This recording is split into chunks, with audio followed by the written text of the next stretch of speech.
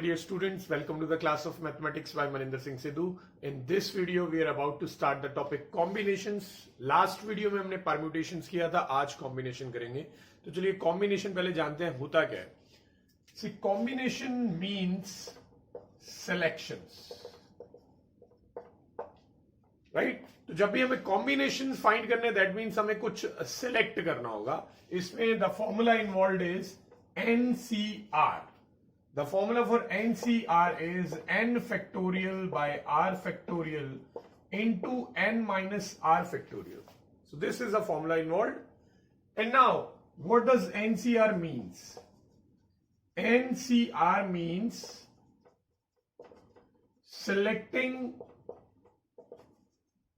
r things from n things.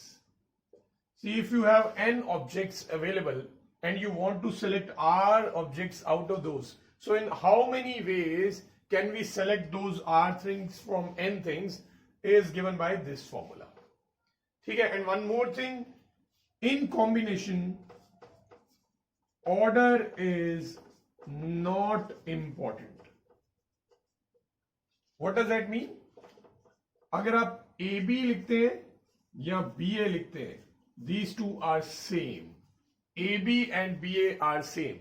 ये दो different arrangement count नहीं होंगी. Selection में arrangement does not matter.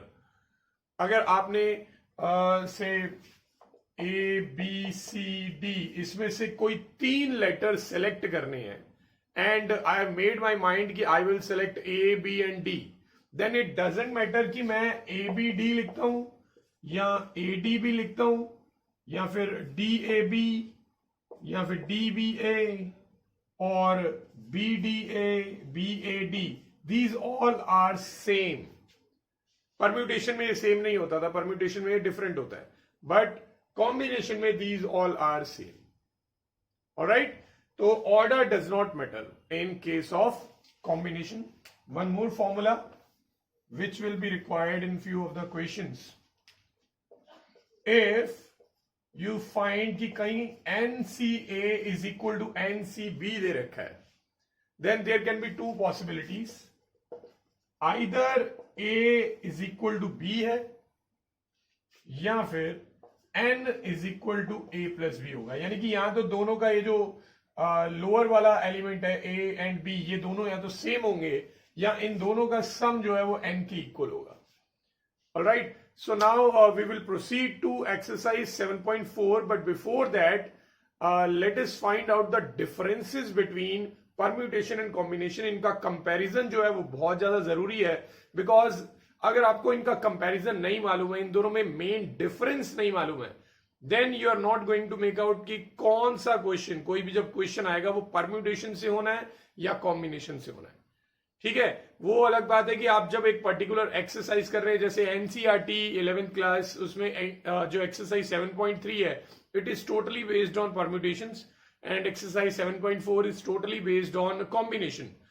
यहां तक तो ठीक है. जब आप एक्सरसाइज 7.4 करेंगे, there will be a thing in your mind कि इस एक्सरसाइज का हर क्वेश्चन कॉम्बिनेशन से होना है, और 7.3 करेंगे तो वहां आपको मालूम होगा ये सभी क्वेश्चन जो है वो परम्यूटेशन से होने हैं. But what about the question in miscellaneous, or if any question come in your exam जो आपने पहले नहीं पढ़ रखा, तो उस केस में आप कैसे पता लगाएंगे कि ये क्वेश्चन परम्यूटेशन से होगा या कॉम्बिनेशन से होगा? तो उसके लिए हमें इन दोनों का कंसेप्चुअल डिफरेंस जो है वो पता होना चाहिए. तो आइए पहले इन दोनों का डिफरेंस और इन दोनों में कंपैरिजन करते हैं. तो देखिए, परम्यूटेशन में जो फॉर्मूला यूज होता है NPR, वो आपने पहले से पढ़ रखा है, n factorial upon n minus r factorial. And combination में फॉर्मूला यूज हो रहा है NCR is equal to n factorial upon r factorial into n minus r factorial. दोनों काफी सिमिलर है, बट इसमें डिनोमिनेटर में एक एक्स्ट्रा r फैक्टोरियल लगा होता है. ठीक है ना. परम्यूटेशन मीन्स अरेंजमेंट्स, यानी कि आपको अरेंज करना होगा डिफरेंट अरेंजमेंट, कौन सा ऑब्जेक्ट कहां कहां लग सकता है. जबकि combination means selection. You have to just select few things from the given objects, right? Now shortcuts which can be used while using these formula. NP0 की वैल्यू आप हमेशा 1 ले सकते हैं, यहां पे n की जगह कुछ भी हो. ठीक है.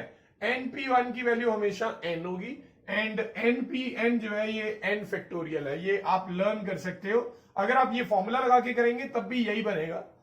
तो शॉर्टकट इसलिए ताकि आपका टाइम सेव हो सके। इसी तरह इस फॉर्मूला में अगर आप NC0 की वैल्यू निकालते तो वो 1 आएगी, वो आप चेक कर सकते हैं। एंड देन NC1 की वैल्यू n आएगी एंड NCn की वैल्यू 1 आएगी। ठीक है। Now this third point is the most important point जो आपको पता होना चाहिए। जब भी आप NPR लगाते हैं, NPR gives number of ways of selecting R things from N things and then arranging those R things।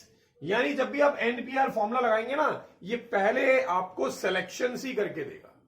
पहले आप सिलेक्शंस करेंगे एंड जो भी वो सिलेक्टेड ऑब्जेक्ट्स होंगे फिर उनकी अरेंजमेंट होगी। तो NPR यानी कि परम्यूटेशन जो है ये आपको सिर्फ अरेंजमेंट नहीं देता है, ये अरेंजमेंट से पहले सिलेक्शन करता है। तो अगर आपको कुछ ऑब्जेक्ट सेलेक्ट करने हैं देन उसमें अरेंजमेंट भी करनी है तो इसका मतलब वो परम्यूटेशन से होगा। Whereas combination just selections देता है। कॉम्बिनेशन से आप number of ways of selecting r things from n things ये मिलता है आपको NCR जब भी फॉर्मूला लगाएंगे आप। तो अगर आपको सिंपली सेलेक्ट करना है कुछ ऑब्जेक्ट्स को तो आप कॉम्बिनेशन का फॉर्मूला लगाएंगे NCR, और अगर आपको सेलेक्ट करने के बाद उनकी अरेंजमेंट भी करनी है then you will use this formula. Alright, NPR और NCR कब यूज होना है ये बहुत मेजर पॉइंट है। एंड द लास्ट, ये भी बहुत इंपॉर्टेंट है जिससे हम डिफरेंस समझ पाते हैं किसी भी क्वेश्चन को करने से पहले कि वो परम्यूटेशन का होगा या कॉम्बिनेशन का होगा। परम्यूटेशन में जो होता है ऑर्डर मैटर करता है, यानी आपने एलिमेंट्स को आगे पीछे करके लिख दिया तो वो अलग अरेंजमेंट मानी जाएगी। AB और BA आर डिफरेंट, दोनों को सेम नहीं माना जाता, जबकि कॉम्बिनेशन में ऑर्डर मैटर नहीं करता है क्योंकि आपने सिर्फ सिलेक्शन करनी है। और सिलेक्शन में ऑर्डर मैटर नहीं करता कि आपने पहले किसको सेलेक्ट किया या बाद में किसको सेलेक्ट किया।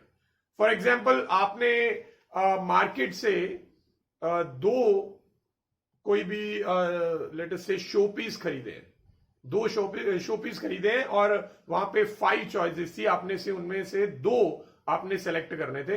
तो कितनी वेज में आप उन्हें सेलेक्ट कर सकते हो वो निकलेगा सिर्फ एंड सिर्फ कॉम्बिनेशन से। 5 में से 2 आपने सेलेक्ट करने तो आप 5C2 कर देंगे। अब बात आती है आपने वो 5 में से 2 खरीदने और फिर घर पे अरेंज भी करने हैं कि आपने लगाने हैं, अपने में भी टेबल पे रखना है, कहीं पे भी आपने वो दोनों शो पीसेस को अरेंज करना है। अब मैटर करता है कि आपने कौन सा शो पीस लेफ्ट में लगाया कौन सा राइट में लगाया, वो मैटर करेगा क्योंकि देखने में तो डिफरेंट लगेगा ना। ठीक है, तो यहां पर आप परम्यूटेशन का यूज करेंगे। परम्यूटेशन अब क्या काम करके देगा आपको, 5 में से कोई भी 2 सेलेक्ट भी करके देगा फिर उनकी अरेंजमेंट भी। तो कितनी वेज में ये सब कुछ हो सकता है वो आपको परम्यूटेशन के फॉर्मूला से पता लग सकता है। ठीक है, जबकि जब आपने सिर्फ परचेज करना था, अभी अरेंज करने की बात नहीं आ रही, परचेज ही करना है सिर्फ, तो परचेज करते वक्त आपने किसको पहले खरीदा किसको बाद में खरीदा या किसको पहले सेलेक्ट किया किसको बाद में सेलेक्ट किया ये मैटर करेगा ही नहीं, क्योंकि सिलेक्शन किस ऑर्डर में हुई थी ये मैटर नहीं करता है। हाँ, सिलेक्शन तब मैटर करती है किस ऑर्डर में हुई थी जब दोनों चीजों का डेजिग्नेशन अलग अलग हो। फॉर एग्जाम्पल लास्ट वीडियो में एक क्वेश्चन था, एक कमेटी थी 8 लोगों की जिसमें एक प्रेसिडेंट और एक वाइस प्रेसिडेंट आपने सेलेक्ट करना था, तो था वो भी सिलेक्शन, पर वो हमने किया था परम्यूटेशन के फॉर्मूला से, बिकॉज जो दोनों लोग आप सेलेक्ट कर रहे थे वो सेम स्टेटस के नहीं थे, एक प्रेसिडेंट के लिए था और एक वाइस प्रेसिडेंट। तो दोनों का ऑर्डर मैटर करता है कि आपने किसको पहले अनाउंस किया किसको बाद में। मतलब कि आई मीन अगर एक मिस्टर राम है और एक मिस्टर श्याम है एंड मिस्टर राम को आपने प्रेसिडेंट बनाना है एंड मिस्टर श्याम को आपने वाइस प्रेसिडेंट बनाना है, तो जब आप इसको अनाउंस करेंगे तो आप इस तरह से अनाउंस करेंगे जैसे कि the president and the vice president are mister Ram and mister Shyam respectively. तो इससे पता चल गया कि जो मिस्टर राम है वो प्रेसिडेंट बन गया और मिस्टर श्याम जो है वो वाइस प्रेसिडेंट बन गया। बट अगर मैं इसको उल्टा बोल देता, the president and vice president are mister Shyam and mister Ram, अब तो बात ही पलट गई। हमने बनाना था मिस्टर राम को प्रेसिडेंट बट बन गए हैं मिस्टर श्याम। तो यहां पे दोनों का क्योंकि डेजिग्नेशन सेम नहीं है इसलिए ऑर्डर मैटर करता है।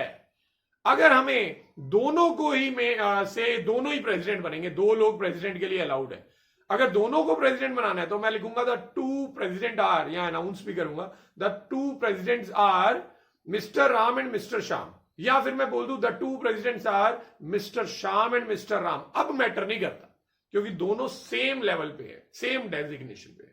सो गॉट माई पॉइंट। तो जब भी सिलेक्शन करनी है वो अगर सेम लेवल की हो रही है तो उस वक्त यानी कि वो प्योरली सिलेक्शन का ही क्वेश्चन है, यानी कॉम्बिनेशन का। बट अगर सिलेक्शन डिफरेंट लेवल पे है, जैसे कि आपने एक टीम है 11 लोगों की, तो उसमें से कैप्टन और एक वाइस कैप्टन चूज करना है। अब जब आप ये चूज करोगे ये परम्यूटेशन से होगा क्योंकि कैप्टन और वाइस कैप्टन दो अलग अलग डेजिग्नेशन है। जबकि अगर आपके पास एक 20 लोगों का स्क्वाड है, एक टीम है, तो उसमें से 11 प्लेइंग वाले जो होंगे प्लेयर, उन्हें सेलेक्ट करना है। अब वो 11 सारे सेम लेवल के लिए, आप सिर्फ टीम के लिए सेलेक्ट कर रहे हो ना, सारे एक ही लेवल पे हैं, तो वो टीम के मेंबर बनने वाले हैं प्लेइंग 11 के, तो उस केस में सबका लेवल सेम है, इसलिए वो कॉम्बिनेशन से होगा। ठीक है। सो आई होप ये परम्यूटेशन एंड कॉम्बिनेशन का डिफरेंस जो है वो क्लियर हो गया होगा। आज की वीडियो में हम सारे क्वेश्चन जो है वो कॉम्बिनेशन के ही करने वाले हैं इस वीडियो में, बट हर क्वेश्चन को करने से पहले we will try to find out कि इसमें कॉम्बिनेशन लग क्यों रहा है। ठीक है। और जो नेक्स्ट वीडियो हम करेंगे उसमें हम मिक्स क्वेश्चन करेंगे ताकि आपका अच्छे से आपको चैलेंज मिल सके और माइंड भी क्लियर हो जाए कि वाकई आपको समझ आ गया कॉम्बिनेशन और परम्यूटेशन का डिफरेंस या नहीं। तो चलिए बेटा हम question number 1 from exercise 7.4 start कर रहे हैं। सो क्वेश्चन नंबर 1 में हमें दे रखे कि if NC8 is equal to NC2 then find the value of NC2। यहां पे हम फॉर्मूला यूज करेंगे जो अभी मैंने बताया था इसी वीडियो में कि जब भी NCA is equal to NCB होता है तो ऐसे में या तो A इक्वल टू B होता है या फिर N की वैल्यू जो है वो A प्लस B के इक्वल होगी। सो दिस इंप्लाइज अगर आपको NC8 is equal to NC2 दे रखा है तो using this condition either 8 will be equal to 2 which is not possible, 8 और 2 तो इक्वल नहीं होते, या फिर n की वैल्यू 8 प्लस 2 होगी। तो ये कंडीशन तो पॉसिबल नहीं है, तो इसका मतलब यही पॉसिबल है, तो यानी n की वैल्यू आ गई 10। Right. So now we need to find out the value of NC2। तो NC2 की वैल्यू निकालनी है तो n की वैल्यू डालेंगे विच इज 10। अब 10C2 की वैल्यू निकालने के लिए हम NCR वाला फॉर्मूला यूज करेंगे, n factorial upon r factorial into n minus r factorial. तो ये 8 फैक्टोरियल बन जाएगा। ठीक है। सो डिनोमिनेटर में 2 फैक्टोरियल की वैल्यू 2 होती है and this will be 8 factorial. 10 factorial open करेंगे, 10 इंटू 9 इंटू 8 फैक्टोरियल, तो 8 फैक्टोरियल से 8 फैक्टोरियल जो है वो कैंसिल हो जाएगा। नाउ 10 इंटू 9 करेंगे that will B 90। Now 90 upon 2 will be 45। तो इसका आंसर 45 आ चुका है। तो चलिए अब हम नेक्स्ट क्वेश्चन करते हैं। सो क्वेश्चन नंबर 2 में हमें n की वैल्यू फाइंड करनी है। ये टोटली न्यूमेरिकल बेस्ड ही प्रॉब्लम है ये भी। फर्स्ट पार्ट करते हैं जिसमें हमें दे रखा है 2NC3 और NC2 की रेशियो है 12:1। So 2NC3 upon NC2 is equal to 12/1 है। यहां से हमें n की वैल्यू फाइंड करनी है। तो चलिए ऊपर एंड नीचे दोनों टर्म्स में मैं NCR वाला फॉर्मूला अप्लाई कर रहा हूं। तो न्यूमरेटर में आ जाएगा n factorial upon r factorial into 2n minus r factorial and denominator में है NC2 that will be n factorial upon r factorial into n minus r factorial is equal to 12। अब आप ये डिनोमिनेटर जो है, डिनोमिनेटर का denominator ऊपर चला जाएगा और ये इसके साथ मल्टीप्लाई में आ जाएगा। तो ये ऊपर क्या आ गया मेरे पास, एक तो है 2n factorial, right, then we have this n minus 2 factorial and then we have this 2 factorial and denominator में हमारे पास ऑलरेडी है एक n फैक्टोरियल, एक ये भी नीचे जा चुका है तो ये बनेगा 2n माइनस 3 फैक्टोरियल, एक है n फैक्टोरियल और एक है ये 3 फैक्टोरियल। चलिए अब हमें इन्हीं को सॉल्व करना है। जो लाइक टर्म्स हैं उनको एक्सपैंड करेंगे। किसको करेंगे, जैसे 2n है और 2n माइनस 3 ये दोनों लाइक टर्म्स है, इनमें बड़ी वाली टर्म है 2n, तो 2n फैक्टोरियल को ओपन करूंगा मैं, तो ये बनेगा 2n, next term will be 2n minus 1, next will be 2n minus 2 and the next will be 2n minus 3 factorial. यहीं पे इसे छोड़ देंगे। डिनोमिनेटर में हमारे पास है 2n माइनस 3 फैक्टोरियल जो कि कट जाएगा इससे।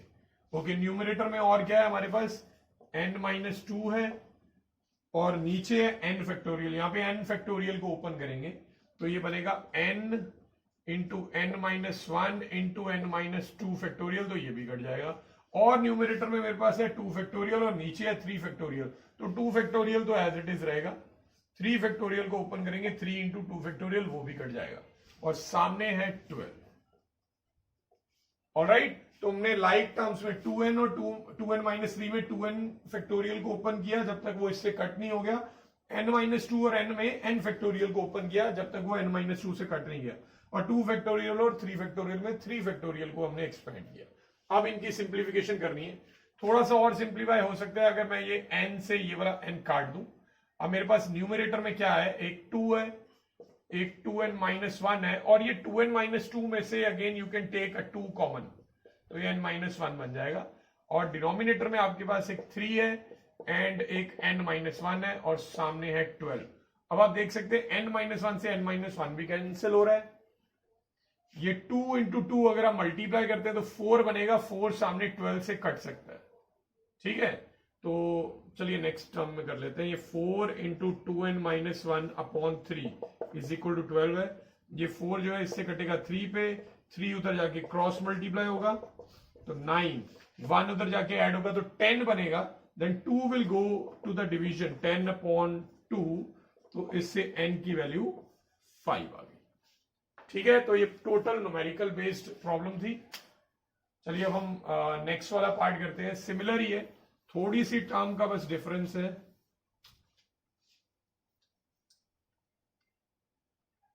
डिफरेंस सिर्फ ये है कि यहाँ पे 2nc3 है, यहाँ पे भी वही है, और सामने वाली टर्म है nc3 जो रेशो में है, और इधर है 11/1।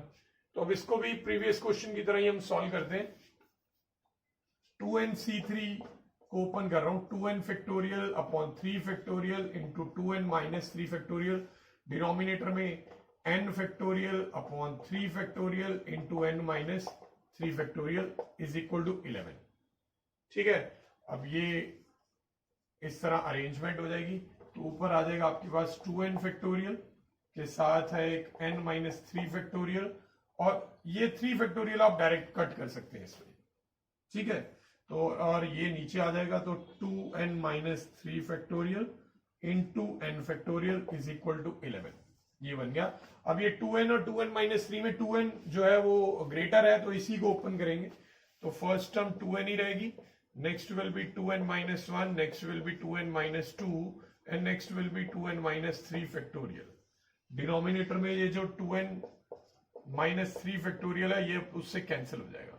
अच्छा, अब न्यूमरेटर में हमारे पास एक n माइनस 3 फैक्टोरियल है, उससे कट करने के लिए हमें ये नीचे वाला जो n फैक्टोरियल है ये ओपन करना होगा, तो ये बनेगा n minus 1 n minus 2 and then n minus 3 factorial is equal to 11, तो n माइनस 3 फैक्टोरियल कैंसिल हो गया। और कुछ यहाँ पे जो कैंसिल हो सकता है, एक तो ये n से n फिर से कैंसिल हो गया।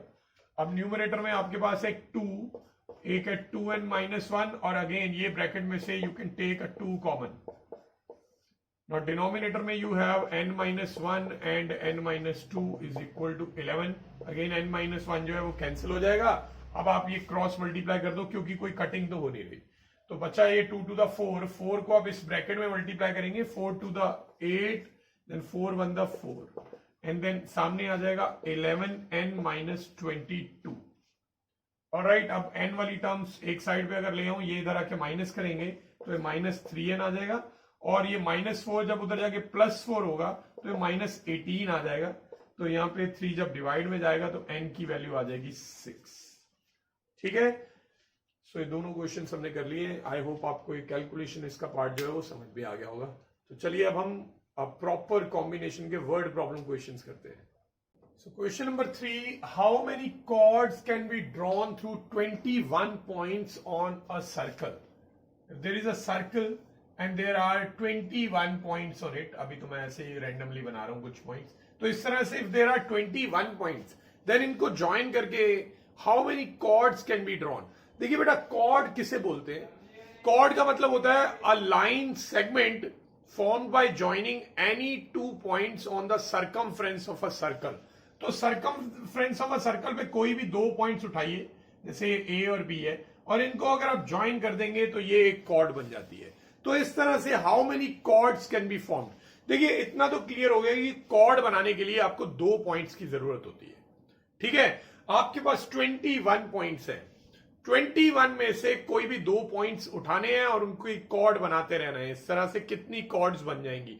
देखिए ये तो ठीक है, मैंने आपको बता दिया वीडियो में कि ये सारे इक्वेशन जो है वो कॉम्बिनेशन से ही होंगे, बट स्टिल उसके पीछे लॉजिक तो होना चाहिए ना। देखिए अगर हमें कॉर्ड बनानी है, इतना पता है 2 पॉइंट्स की हेल्प से बनेगा, तो यहां तो इसका आंसर 21P2 से आना है या 21C2 से आना है, एंड वी डू नोट कि इसका आंसर 21C2 से ही आना है क्योंकि इस वीडियो में सारे कॉम्बिनेशन के क्वेश्चन है।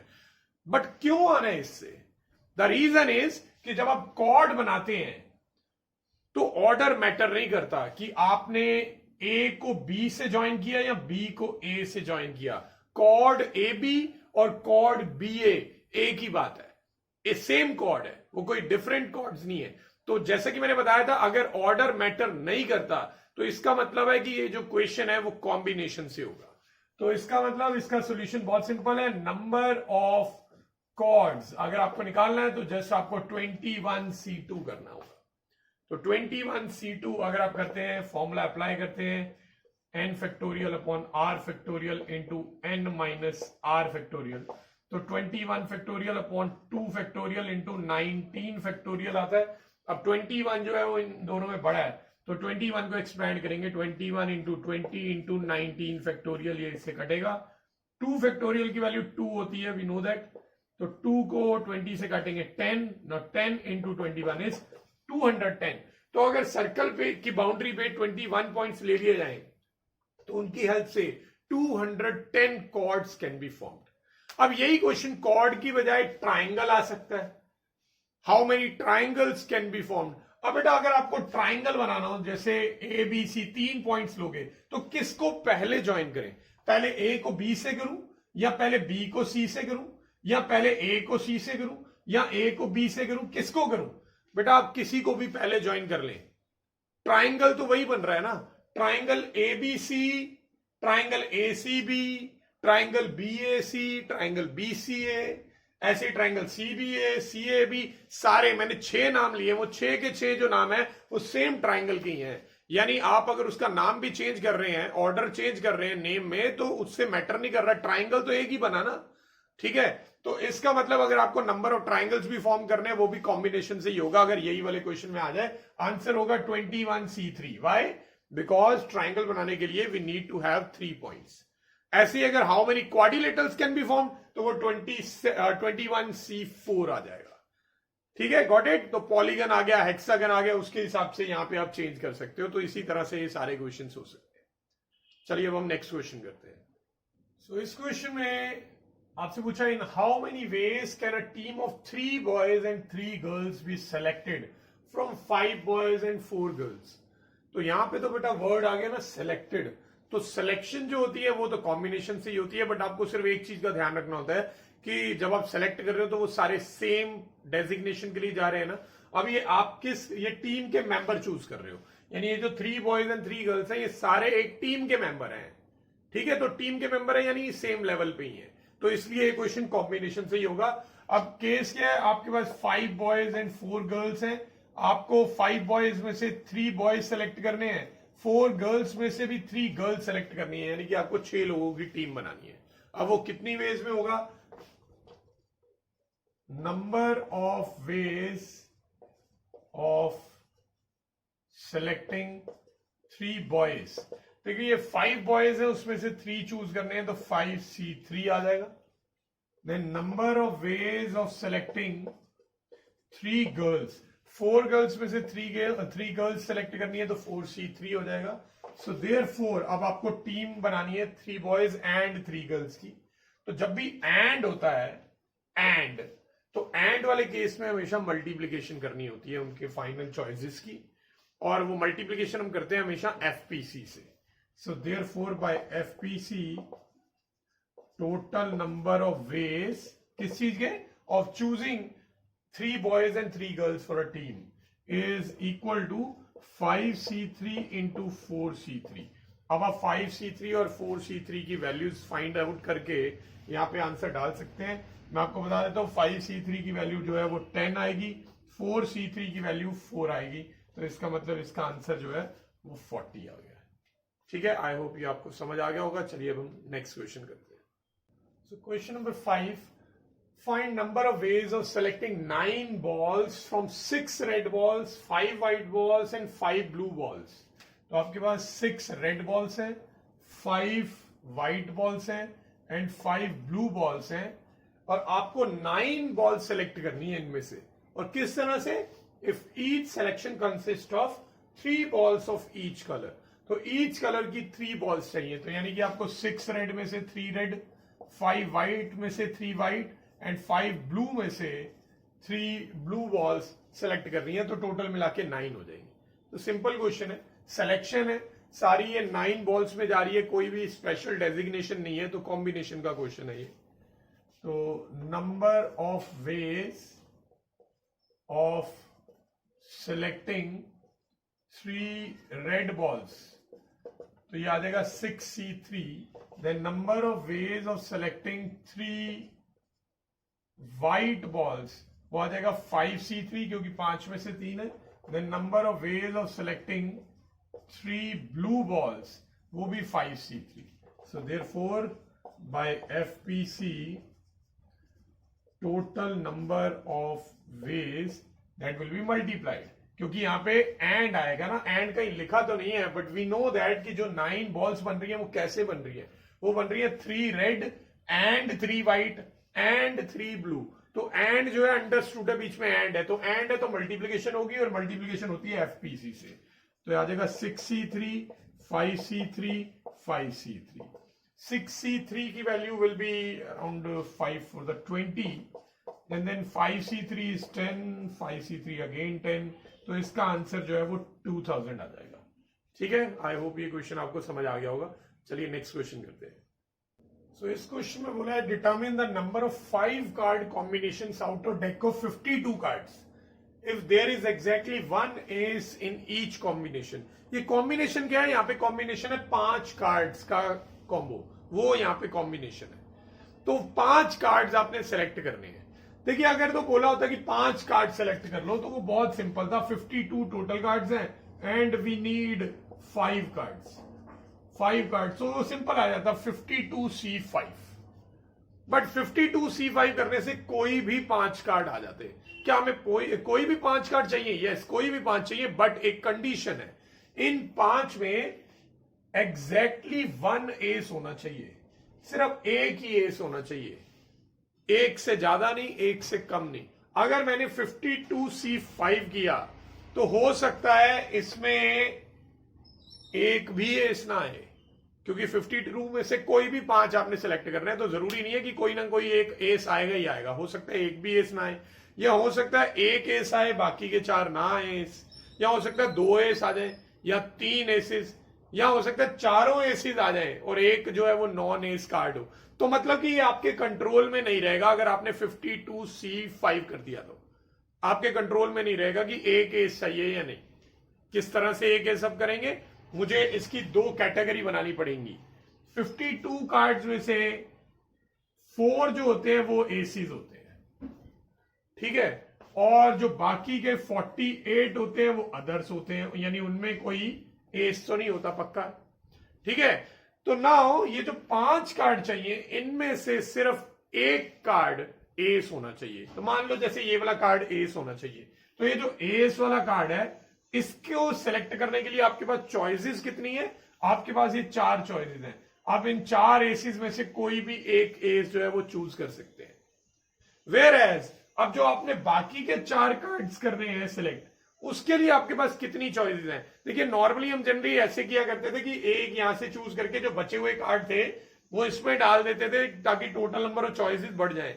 बट अभी हमें ये बचे हुए 3 कार्ड्स, क्योंकि एक सेलेक्ट हो जाएगा 3 बचेंगे, वो 3 कार्ड इसमें ऐड नहीं कर रहे, क्योंकि अगर हमने 3 कार्ड इसमें ऐड कर लिए तो हो सकता है जब यहां से 4 कार्ड चूज करेंगे उसमें से एक और एस आ जाए या दोनों एस आ जाए, कुछ नहीं पता हमें। और कंडीशन है कि आपको सिर्फ एक ही एस चाहिए, तो एक एस क्योंकि हम सेलेक्ट कर चुके हैं, बाकी के चारों कार्ड्स इन 48 में से सेलेक्ट करेंगे।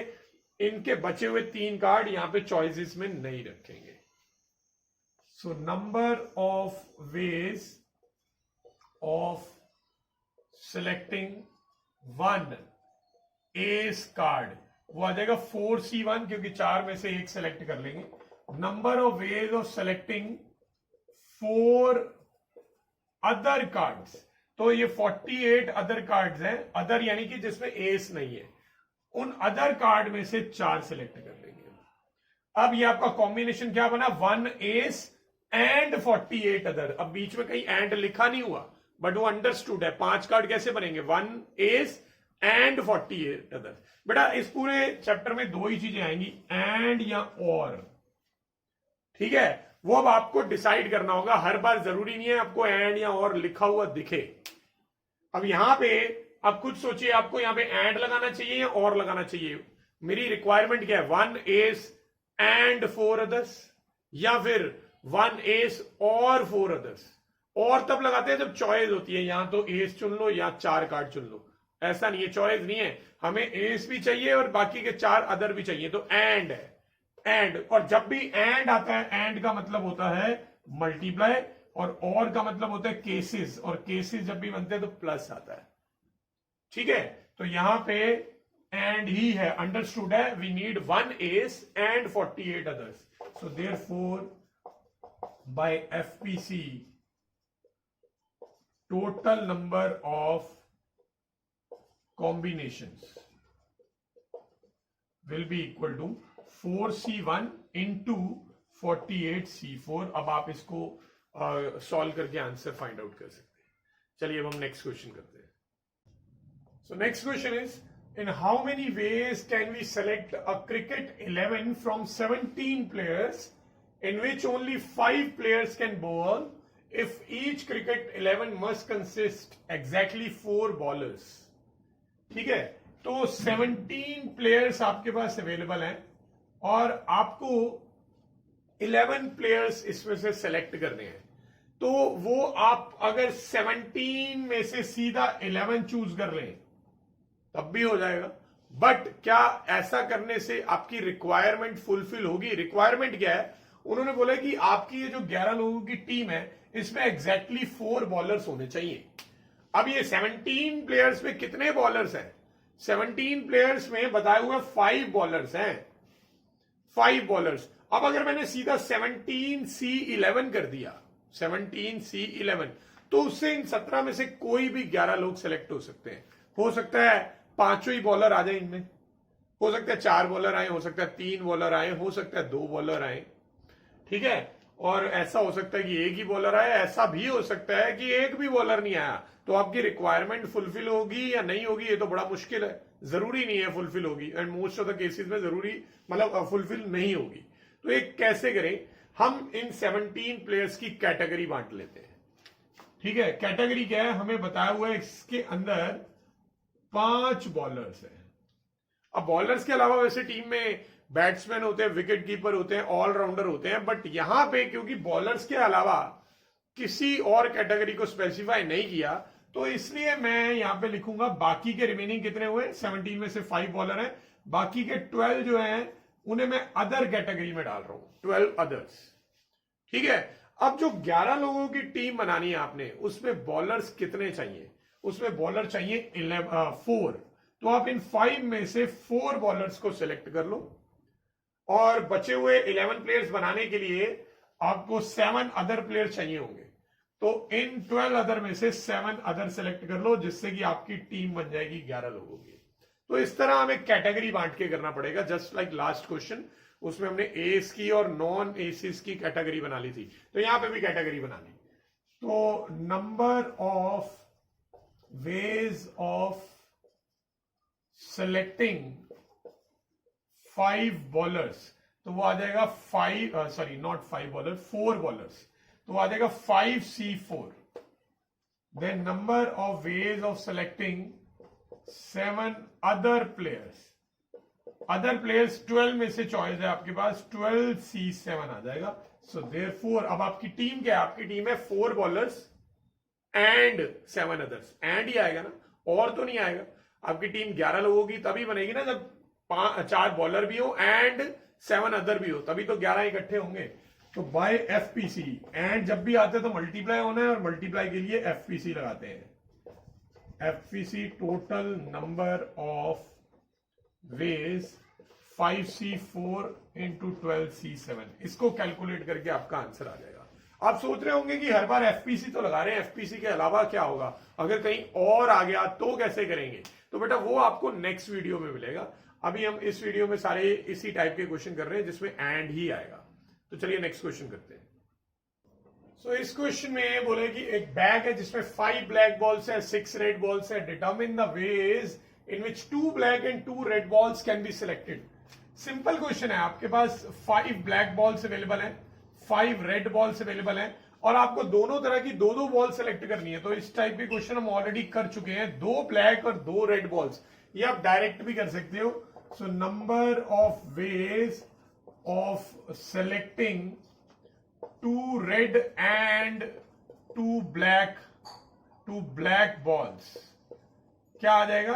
देखिए बेटा यहाँ पे बीच में एंड है ना, 2 रेड एंड 2 ब्लैक, तो 5 ब्लैक में से 2 ब्लैक अगर आप सेलेक्ट करेंगे वो 5C2 में आएगा, और सॉरी रेड बॉल जो है वो 6 है, 6 रेड में से 2 रेड सेलेक्ट करेंगे तो वो ऐसे आ जाएगा। बस अब इसी को सॉल्व करना है।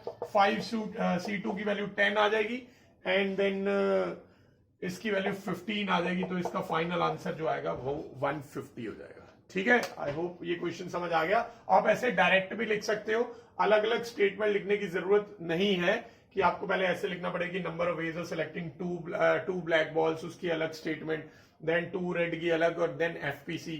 तो आप सीधा डायरेक्ट ऐसे भी कर सकते हो। तो चलिए अब हम लास्ट क्वेश्चन करते हैं इस वीडियो का। So question number 9, in how many ways can a student choose a program of 5 courses if 9 courses are available and 2 courses are compulsory for every student? In short, 9 courses में से 5 courses select करने हैं। तो 9 courses available हैं और student को 5 courses select करने हैं। अब ये 9 में से सीधा 5 select कर लें 9C5 करके, तो हमारा पर्पस सॉल्व हो जाएगा। क्या कोई कंडीशन तो नहीं है, कोई भी 5 कोर्स सेलेक्ट कर सकते हैं? नहीं, ऐसा नहीं है। क्वेश्चन में बोला हुआ है कि 9 कोर्सेज में से 2 कोर्सेज जो हैं वो कंपलसरी हैं, यानी वो चॉइस नहीं है किसी की, वो तो लेने ही पड़ेंगे। तो अगर मैंने सीधा 9C5 कर दिया, इन 9 में से 2 कोर्सेज कंपलसरी हैं, वो पता नहीं इन 5 में सेलेक्ट होंगे या नहीं, क्योंकि 9C5 करने से तो 9 में से कोई भी 5 आ जाएंगे। वो कंपलसरी कोर्स हो सकता है दोनों आ जाए, हो सकता है एक ही आए सेलेक्ट हो, या फिर हो सकता है एक भी सेलेक्ट ना हो। तो हमने अगर सीधा 9C5 कर दिया तो पर्पस सॉल्व नहीं होगा। तो हमें क्या करना पड़ेगा, यहां पे भी कैटेगरी बनानी पड़ेगी। सीधा 9 कोर्सेज में से 5 नहीं सिलेक्ट करने, इन 9 कोर्सेज में से 2 कोर्सेज हैं जो कंपलसरी है, और इसका मतलब ये हुआ बाकी के जो 7 है वो ऑप्शनल है। ठीक है, अब आपको जो 5 कोर्सेज सेलेक्ट कर रहे हैं, तो एक्चुअल में आपके पास चॉइस 5 की नहीं है, क्योंकि ये 2 कंपलसरी तो लेने ही पड़ेंगे। ठीक है, तो चॉइस किसकी है? सिर्फ ये 7 ऑप्शनल में से 3 कौन से लेने हैं, क्योंकि टोटल 5 चाहिए ना, 2 कंपलसरी तो लेने ही पड़ेंगे। तो बचे हुए 3 कोर्सेज के लिए आपके पास चॉइसेस हैं, तो ये 7 ऑप्शनल में से 3 ऑप्शनल चूज करेंगे, तब मिला के आपके 5 कोर्सेज का प्रोग्राम पूरा होगा। ठीक है, तो ये कैसे करेंगे? Number of ways of selecting a program of 5 courses. तो ये कैसे आएगा? देखिए 2 में से 2 तो लेने ही है, 2C2।